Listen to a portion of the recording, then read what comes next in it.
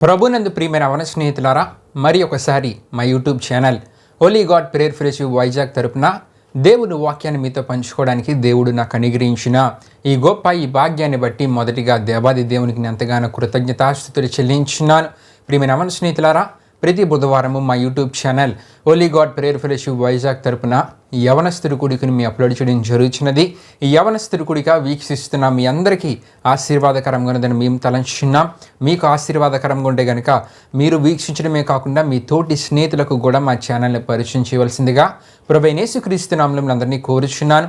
తద్వారా దేవుడు మాకు ఇచ్చిన ప్రేరేపణలో నడిపింపబడుతున్న మా ఈ పరిచర్యలో మీరు కూడా పాలిభాగస్తులు కావాల్సిందిగా ప్రభువైన యేసుక్రీస్తు నామములో అందరినీ కోరుచున్నానండి.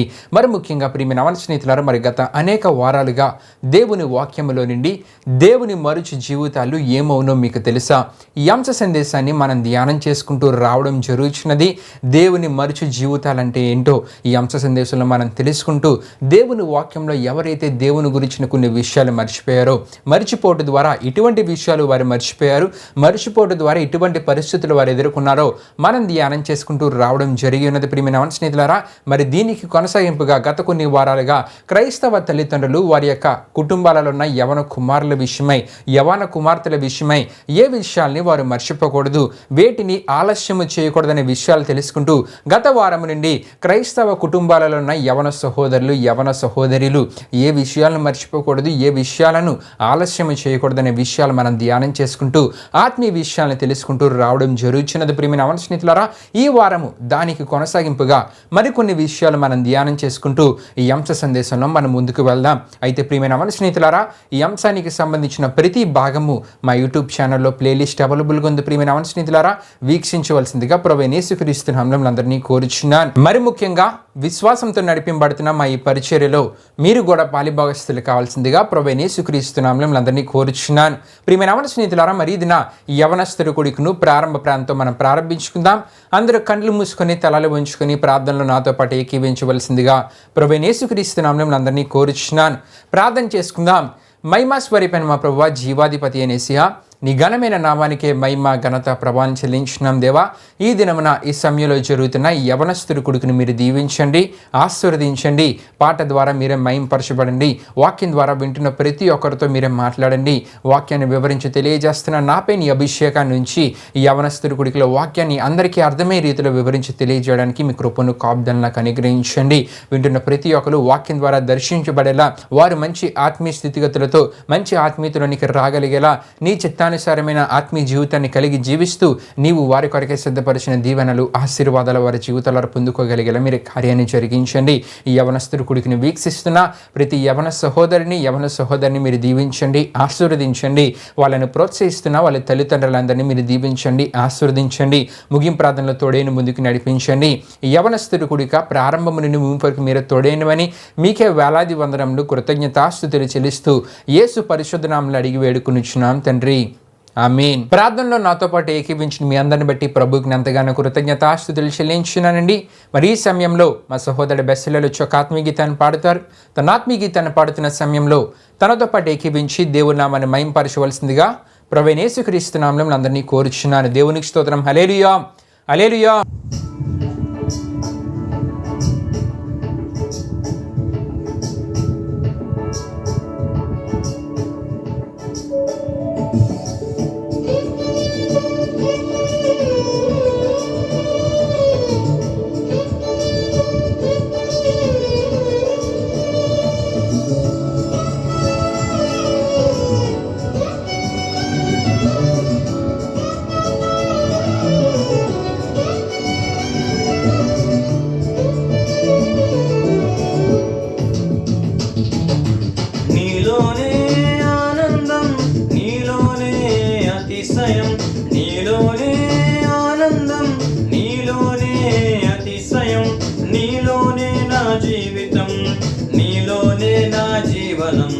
నీతోనే నా జీవితం, నీలోనే నా జీవనం.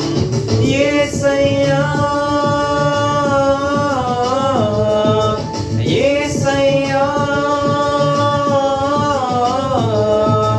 యేసయ్యా, యేసయ్యా, యేసయ్యా, యేసయ్యా.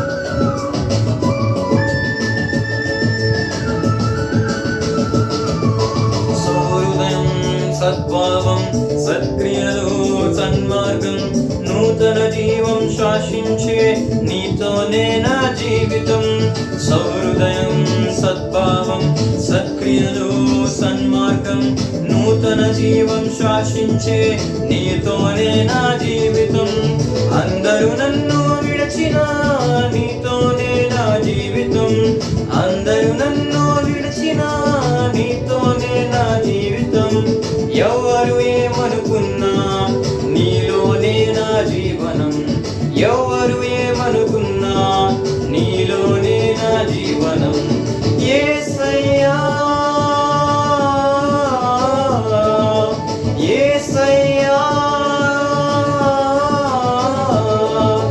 యేసయ్యా యేసయ్యా యేసయ్యా యేసయ్యా నీలోనే ఆనందం నీలోనే అతిశయం నీలోనే ఆనందం నీలోనే అతిశయం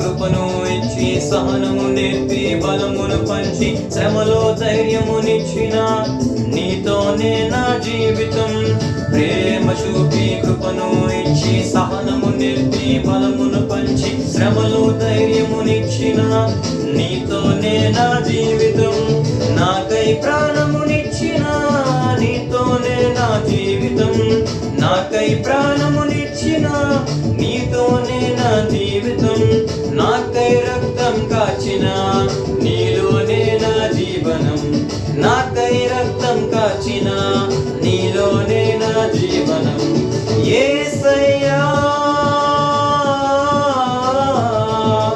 యేసయ్యా యేసయ్యా యేసయ్యా యేసయ్యా యేసయ్యా నీలోనే ఆనందం నీలోనే అతిశయం నీలోనే ఆనందం నీలోనే అతిశయం నీలోనే నా జీవితం నీలోనే నా జీవనం నీతోనే నా జీవితం నీలోనే నా జీవనం యేసయ్యా యేసయ్యా యేసయ్యా యేసయ్యా యేసయ్యా యేసయ్యా చక్కని ఆత్మీయ గీతం ద్వారా ప్రభు నామాన్ని కనపరిచిన మా సహోదరుడు బెస్లేని బట్టి ప్రభువుకి ఎంతగానో కృతజ్ఞతాస్తుతులు చెల్లించున్నానండి. మరి అదే సమయంలో తనతో పాటు ఏకీవించి దేవుని నామాన్ని మహింపరిచిన మీ అందరిని బట్టి కూడా దేవునికి నేను ఎంతగానో కృతజ్ఞతాస్తుతులు చెల్లించున్నాను. దేవునికి స్తోత్రం. హల్లెలూయా హల్లెలూయా. ప్రియమైన స్నేహితులారా, మరి ఈ సమయంలో దేవుని యొక్క వాక్యాన్ని మనం ధ్యానం చేసుకుని పోతున్నాం. దేవుని మరుచు జీవితాలు ఏమోనో మీకు తెలుసా? ఈ అంశ సందేశాన్ని గత అనేక వారాలుగా మనం ధ్యానం చేసుకుంటూ రావడం జరుగుతున్నది. ప్రియమైన స్నేహితులారా, దీనిలో భాగంగా మరి గత కొన్ని వారాలుగా క్రైస్తవ తల్లిదండ్రులు వారి కుటుంబాలలో ఉన్న యవన కుమారుల విషయమై యవన కుమార్తెల విషయమై ఏ విషయాలను మరిచిపోకూడదు అనే విషయాన్ని మనం ధ్యానం చేసుకుంటూ రావడం జరిగినది. మరి దానికి కొనసాగింపుగా గత వారం నుండి క్రైస్తవ కుటుంబాలలో ఉన్న యవన సహోదరులు యవన సహోదరులు ఏ విషయాల్ని మర్చిపోకూడదు, దేనిని త్రోసివేయకూడదు, ఏ మాటల్ని వినకుండా ఉండకూడదనే విషయాలను తెలుసుకుంటూ సామెతల గ్రంథం 1:8 మనం చూసినప్పుడు, నా కుమారుడా నీ తండ్రి ఉపదేశము ఆలకింపుము, నీ తల్లి చెప్పు బోధను త్రోసివేయకము అని ఇశ్రాయేలు రాజైన సొలొమోను, జ్ఞాని అయిన సొలొమోను రాసిన ఈ మాటలో నుండి 2 ఆత్మీయ అర్థాలని మనం తెలుసుకోవడం జరిగినది. మొదటి ఆత్మీయ అర్థం ఏంటంటే, క్రైస్తవ తల్లిదండ్రులైన వారు వారి కుటుంబాలలో ఉన్న యవన కుమారులకు యవన కుమార్తెలకు ఏం చేయాలంటే ఉపదేశించాలి. దేవుని దేవుని యొక్క బోధను వారికి తెలియజేయాలనే విషయాన్ని మొదట ఆత్మీయార్థంగా తెలుసుకోవడం జరిగినది. మరి రెండవ ఆత్మీయార్థం గత వారం మనం తెలుసుకోవడం జరిగినది. ప్రియమైన స్నేహితులారా, క్రీస్తును కలిగిన క్రైస్తవ తల్లిదండ్రులు చెప్పే ఉపదేశాన్ని, బోధని ఎవరు తృణీకరించకూడదంటే ఆ కుటుంబాలలో ఉన్న యవన సహోదరులు అంటే ఆ కుటుంబాల్లో ఉన్న యవన కుమారులు, యవన కుమార్తెలు క్రైస్తవ తల్లిదండ్రులు చెప్పే ఉపదేశాలను, క్రైస్తవ తల్లిదండ్రులు చెప్పే బోధను త్రోసివేయకూడదు. వాటిని విని అంగీకరించి వాటి ప్రకారం జీవితాన్ని కట్టుకుంటూ, వాటి ప్రకారం జీవిత విధానాన్ని వారు ఏర్పరుచుకుంటూ ఆ జీవిత విధానంలో ముందుకు వెళ్ళాలని గత వారం మనం ధ్యానం చేసుకోవడం జరిగినది. దేవునికి స్తోత్రం. హల్లెలూయా, హల్లెలూయా.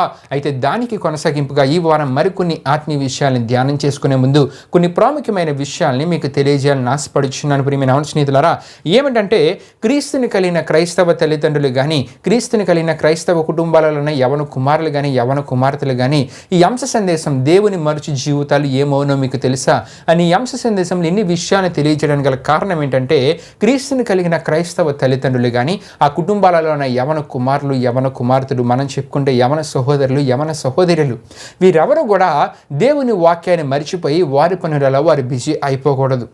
దేవుని గురించిన ఆలోచనను మర్చిపోయి, దేవుని గురించిన విషయాలను మర్చిపోయి వారికున్న పనులలో, వారికున్న విషయాలలో వారు బిజీ అయిపోకూడదు. ఎందుకంటే ప్రియమైన స్నేహితులారా, క్రైస్తవ కుటుంబాలలో వాక్యం అనేది ఉండాలి. క్రైస్తవ కుటుంబాలలో దేవుని గురించిన ఆలోచన అనేది ఉండాలి. ఎప్పుడైతే క్రైస్తవ కుటుంబాలలో వాక్యం అనేది ఉండదు, క్రైస్తవ కుటుంబాలలో ఉన్న క్రైస్తవ తల్లిదండ్రుల ఆలోచనలలో దేవుని గురించిన ఆలోచనలు ఉండవు, ఇంకా వారి ఆలోచన విధానం ఏ విధంగా మారిపోతూ ఉంటుందంటే సొంత ఆలోచనలకు వారి జీవితాల్లో వారు చోటిస్తూ ఉంటారు. ఈ సొంత ఆలోచనలు అలా క్రమక్రమంగా ఏ విధంగా మారిపోతూ ఉంటాయంటే సాతానుగాడి ఆలోచనలు వారిలో పనిచేసేలా వారి యొక్క ఆలోచన విధానం మారిపోతుంది. ఎందుకంటే వారిలో దేవుని వాక్యం పనిచేయదు, దేవుని గురించిన ఆలోచన వారిలో లేదు, దేవుని గురించిన ధ్యాస వారిలో లేదు, దేవుని గురించిన ఆ ప్రార్థనా జీవితం వారిలో లేదు. కాబట్టి సాతానుగాడి ఆలోచనలు వారిలో ప్రవేశిస్తూ ఉంటాయి. ఎప్పుడైతే సాతానుగాడి ఆలోచనలు వారిలో ప్రవేశిస్తాయో ఇంకా వారి జీవిత విధానాలు సరైన విధానంలో ఉండవు. సరికదా, వారి కుటుంబాలలో ఉన్న యవన కుమారులు, యవన కుమార్తెల జీవితాలు స్థిరపరచబడవు. వారు అనుకున్న లక్ష్యాలను వారు చేరుకోలేరు. అంతేకాకుండా వారు దేవుని వాక్యానికి, దేవునికి విరోధంగా నడిపించబడే అటువంటి స్థితిలోనికి వారు వెళ్ళిపోతారు. ఇంకా నిత్య సమస్యలు అనుభవించే పరిస్థితులు వారి జీవితాల్లో వారు ఎదుర్కొంటారు. కాబట్టి ప్రియమైన స్నేహితులారా, దేవుని వాక్యం అనేది క్రైస్తవ తల్లిదండ్రుల్లో ఉండాలి, క్రైస్తవ తల్లిదండ్రులలో పనిచేయాలి. వారి ఆలోచనల్లో, క్రైస్తవ తల్లిదండ్రుల ఆలోచనలలో దేవుని వాక్యం అనేది ఉండాలి. అదేవిధంగా ఆ కుటుంబాలలో ఉన్న క్రైస్తవ యవన కుమారులు కానీ, యవన కుమార్తెలు కానీ వారిలో కూడా దేవుని వాక్యం అనేది పనిచేయాలి. ఎప్పుడైతే దేవుని వాక్యం అనేది వారిలో ఉంటుందో, దేవుని వాక్య ప్రకారం వారి ఆలోచన విధానం ఉంటుందో అప్పుడు వారి జీవిత విధానం ఏ విధంగా ఉంటుందంటే దేవుని చిత్తానికి అనుకూలంగా వారు నడిపించబడతారు. దేవుని చిత్తానికి అనుకూలంగా వారు నడిపించబడితే వారి జీవితాల్లో ఏంటి ప్రయోజనం అనే ఆలోచన చాలా మందిలో కలుగుతూ ఉంటుంది. దేవుని చిత్తానికి అనుకూలంగా వారి జీవిత విధానం నడిపించబడుతూ ముందుకు వెళ్తున్నప్పుడు ప్రియమైన స్నేహితులారా, దేవుని చిత్తము వారి ఎడల ఏమై ఉన్నదో అది వారు తెలుసుకోగలరు. అప్పుడు దైవ చిత్తానుసారమైన ఆశీర్వాదాలని వారి జీవితాల్లో వారు పొందుకుంటారు. దేవునికి స్తోత్రం. హల్లెలూయా, హల్లెలూయా. గనుకనే ప్రియమైన స్నేహితులారా, దేవుని వాక్యంలో మనం చూస్తుంటాం. అపోస్తలుడైన పౌలు గారు కొరింథీయులకు రాసిన 2వ పత్రిక 7వ అధ్యాయం 10వ వచనంలో మనం చూస్తున్నప్పుడు దైవ చిత్తానుసారమైన దుఃఖము రక్షణార్థమైన మారు మనసు కలుగుజేయనని అక్కడ మనం చూస్తూ ఉంటాం. అయితే ఈ రక్షణార్థమైన మారు మనసు ఏం చేస్తూ ఉంటుందంటే మనం చూస్తున్నప్పుడు ఈ మారు మనసుకు తగిన ఫలము ఫలించగలరని మత్తయి సువార్త 3వ అధ్యాయం 7వ వచనంలో మనకు కనబడుతుంటుంది ప్రియమైన స్నేహితులారా. అంతేకాకుండా ఈ మారు మనసుకు తగిన ఫలము ఫలించగలరు అంటే ఇంకా మనం చూస్తున్నప్పుడు మత్తయి సువార్త 3వ అధ్యాయం 10వ వచనంలో మనం చూస్తుంటాం. ఎవరైతే ఫలింపరో వారు నరకంలో పడవేయబడతారని మనం చూస్తుంటాం. అయితే ఎవరైతే ఫలించబడతారో వారు మంచి ఆత్మీయ స్థితిగతులతో ఉన్నట్లు, మంచి ఆత్మీయతలో వారు ఉన్నట్లు, మంచి ఆత్మీయ జీవిత విధానాన్ని వారు కలిగి ఉన్నట్లు, ఇలాంటి ఆత్మీయత గలవారు ఏం పొందుకుంటారంటే ప్రియమైన స్నేహితులారా, పరిశుద్ధాత్మ అనే వరాన్ని పొందుకుంటారని మనం అపోస్తలుల కార్యములు 2వ అధ్యాయం 38వ వచనంలో మనం చూడగలమండి. దేవునికి స్తోత్రం. హల్లెలూయా, హల్లెలూయా. అంతేకాదు ప్రియమైన స్నేహితులారా, రోమీయులకు రాసిన పత్రిక 8వ అధ్యాయం 3వ వచనంలో మనం చూస్తున్నప్పుడు శరీరమును అనుసరింపక ఆత్మను అనుసరించి నడుచుకును ఆత్మీయతను కలిగి ఉందని అక్కడ మనకు కనబడుతూ ఉంటుంది. ఇటువంటి వారి గురించి ఇదే అధ్యాయంలో అపోస్తలుడైన పౌలు గారు ఏమని అంటూ ఉన్నారంటే, ఏమని రాస్తూ ఉన్నారు, అటువంటి వారి గురించి ఏమని వారిని పిలుస్తూ ఉన్నారంటే ఆత్మానుసారులని వారిని పిలుచుటను, వారి గురించి రాయడాన్ని ఈ అధ్యాయంలో మనం చూస్తూ ఉంటాం. అయితే ప్రియమైన స్నేహితులారా, ఎప్పుడైతే ఆత్మానుసారులుగా ఉంటారో, ఎప్పుడైతే ఆత్మానుసారులుగా నడుచుకుంటూ ఉంటారో వారి యొక్క ఆలోచన విధానం, వారి మనసు ఎలా ఉంటుందంటే ఆత్మ విషయాల మీదనే వారు మనస్సును కలిగి ఉంటారు. ప్రియమైన స్నేహితులారా, ఆత్మ విషయాల మీదనే వారి యొక్క మనస్సును వారు ఉంచుతూ ఉంటారు. అయితే ఈ దినాన్ని సమాజంలో మనం చూస్తూ ఉంటాం. దీనికి భిన్నంగా చాలామంది క్రైస్తవ యవన సహోదరులు మనకు కనబడుతూ ఉన్నారు. వారు ఆత్మానుసారులుగా ఉండరు, కానీ వారి యొక్క ఆలోచన విధానం ఎలా ఉంటుందంటే వారిగానే సెలబ్రిటీలుగా వారు ఫీల్ అయిపోతూ ఉంటారు. వారు ధరించిన విలువైన వస్త్రాలు బట్టి, వారు ధరించిన విలువైన ఆభరణాలు బట్టి వారిగా సెలబ్రిటీలుగా ఫీల్ అయిపోతూ వారి యొక్క బహిరంగంగా బాహ్యంగా ఉన్న ఆ అలంకరణను అందరికీ చూపించుకుంటూ గొప్పగా వారిగా ఫీల్ అయిపోతూ ఉంటారు. ప్రియమైన స్నేహితులారా, అయితే ఇటువంటి వారి గురించి అపోస్తలుడైన పౌలు గారు ఏమంటూ ఉన్నారంటే ఇటువంటి వారిని శరీరానుసారులు అని అంటున్నట్లు మనం చూస్తూ ఉంటాం. అయితే ఈ శరీరానుసారుల గురించి కూడా ఏమని రాయబడి ఉందంటే రోమీయులకు రాసిన పత్రిక 8వ అధ్యాయం 5వ వచనం మనం చూసినట్లయితే శరీరానుసారమైన మనస్సు మరణము అని రోమా క్రైస్తవులకు అపోస్తలుడైన పౌలు గారు రాసి తెలియజేస్తున్నట్లు మనం చూస్తూ ఉన్నాం. దేవునికి స్తోత్రం. హల్లెలూయా, హల్లెలూయా. అయితే రెండు మనకు కనబడుతున్నాయి. ఆత్మానుసారమైన మనస్సు మనకు కనబడుతుంది, శరీరానుసారమైన మనస్సు మనకు కనబడుతూ ఉంటుంది. ప్రభువు మనలను, అంటే యేసు ప్రభు వారు మనలను ఏ విధంగా ఉండమని కోరుతూ ఉన్నారు? ఇటువంటి శరీరానుసారమైన మనస్సును మన నిండు కోరుతున్నారా, లేకపోతే ఆత్మానుసారమైన మనస్సును దేవుడు మన నిండు కోరుతున్నారంటే ప్రియమైన స్నేహితులారా, ఆత్మానుసారులుగా ఉండుటకు, పరిశుద్ధులుగా ఉండుటకు దేవుడు మనల్ని పిలుచున్నారని దేవుని వాక్యం మనకి క్లియర్గా తెలియజేస్తుందండి. ఈ విషయాలు ఇంకా మీరు తెలుసుకోవాలనుకుంటే కనుక రోమీయులకు రాసిన పత్రిక 8వ అధ్యాయం 5వ వచనం, కొరింథీయులకు రాసిన మొదటి పత్రిక 1వ అధ్యాయం 2వ వచనం ద్వారా ఈ విషయాలు ఇంకా మీరు క్లియర్గా తెలుసుకోగలరు ప్రియమైన స్నేహితులారా.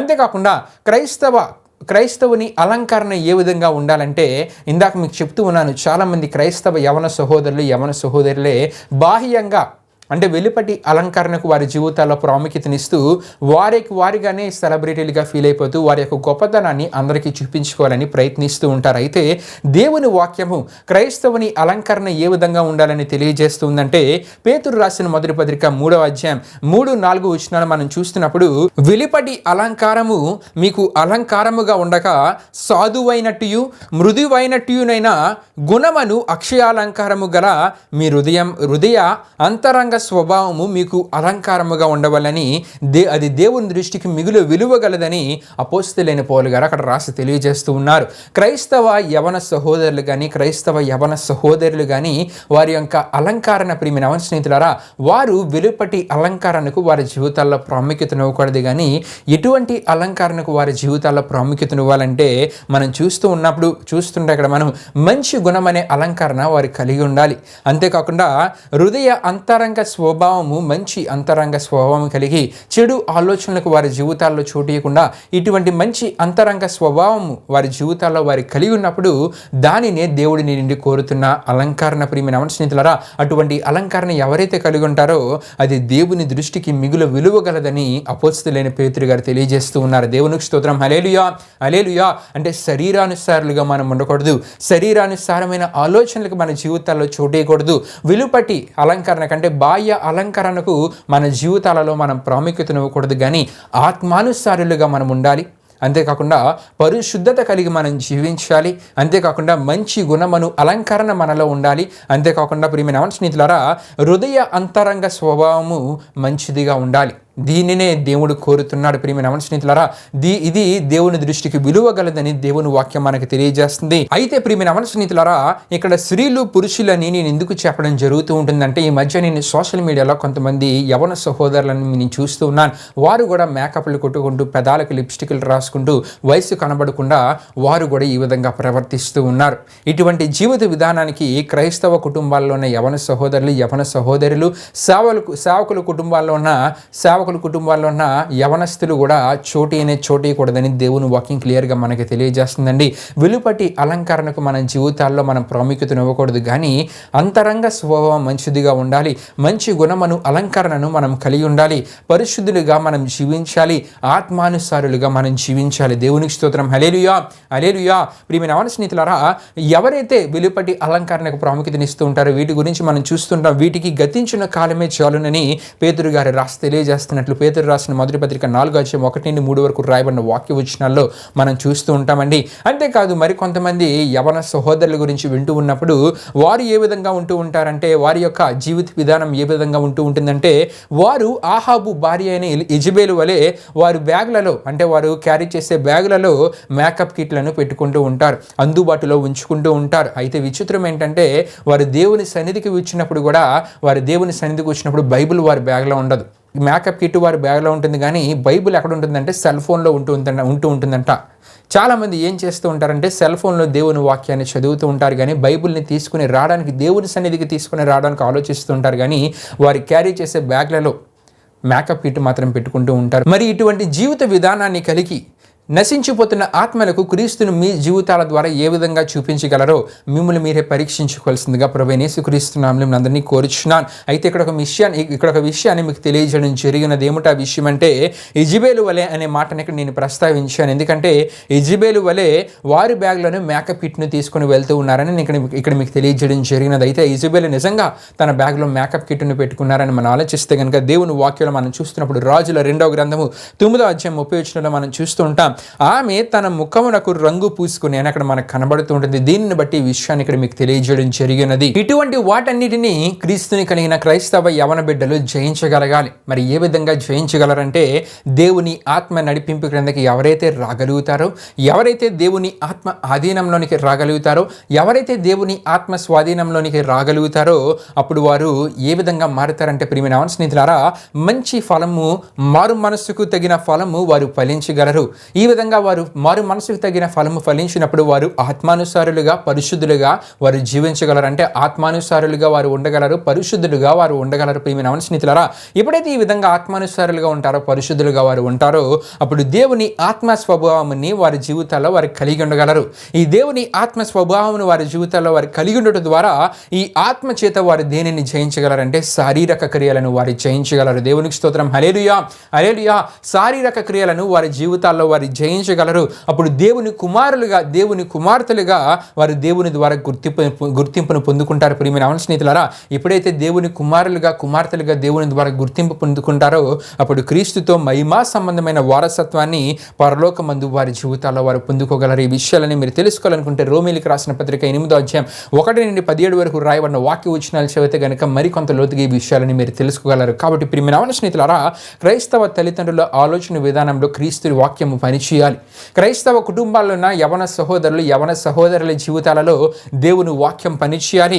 అప్పుడే క్రీస్తు మీతో ఉన్నట్లు, అప్పుడే క్రీస్తులో మీరు జీవించినట్లు, అప్పుడే మీ ఆలోచన విధానం కానీ, మీ తలంపులలో కానీ క్రీస్తు పనిచేస్తూ ఉన్నట్లు, అప్పుడే మీరు ఏం చేయగలరంటే, ఆయనకి ఇష్టమైన పనులు మీరు చేయగలరు, ఆయనకి ఇష్టమైన నిర్ణయాలు మీరు తీసుకోగలరు, ఆయనకి ఇష్టమైన ఆలోచన విధానాన్ని మీరు కలిగి ఉండగలరు. ఎప్పుడైతే ఇటువంటి ఆలోచన విధానాన్ని, ఇటువంటి నిర్ణయాలు మీరు తీసుకోగలుగుతారో, అప్పుడు దేవుని ద్వారా నిండైన దీవెనలు, ఆశీర్వాదాలు మీ జీవితాల్లో మీరు పొందుకుంటారు. దేవునికి స్తోత్రం. హల్లెలూయా, హల్లెలూయా. ప్రియమైన స్నేహితులారా, దీనికి కొనసాగింపుగా మరికొన్ని ఆత్మీయ విషయాలని, నూతనమైన దేవుని ఆత్మ ప్రేరేపణలో మరికొన్ని ఆత్మీయ విషయాలను వచ్చేవారం మనం ధ్యానం చేసుకుంటూ ఈ అంశ సందేశంలో మనం ముందుకు వెళ్దామండి. దేవుడి పరిశుద్ధ వాక్యాన్ని మన వినికిడిలో దీవించునుగాక. ఆమేన్. ప్రియమైన స్నేహితులారా, యవనస్తుడి కొడుకుని ముగింపు ప్రాంతం మనం ముగించుకుందాం. అందరూ కళ్ళు మూసుకొని తలలు ఉంచుకొని ప్రార్థనలు నాతో పాటు ఏకీవించవలసిందిగా ప్రభువైన యేసుక్రీస్తు నామమున అందరినీ కోరుచున్నానండి. ప్రార్థన చేసుకుందాం. మహిమా స్వరూపైన మా ప్రభువా, జీవాధిపతి యేసయ్యా, నీ ఘనమైన నామానికే మహిమ, ఘనత, ప్రభావం చెల్లించున్నాం దేవా. ఇప్పుడు వరకు జరిగిన యవనస్తుడి కుడికిలో మాతో పాటు తొడుగుని నడిపించిన దేవా, మీకే వేలాది వందనములు, కృతజ్ఞతాస్తుతులు చెల్లించిన యేసయ్యా. మరి ఎంతో అద్భుతమైన సందేశాన్ని మేము ధ్యానం చేసుకోవడానికి కృపను, కాపుదలను అనుగ్రహించిన దేవా.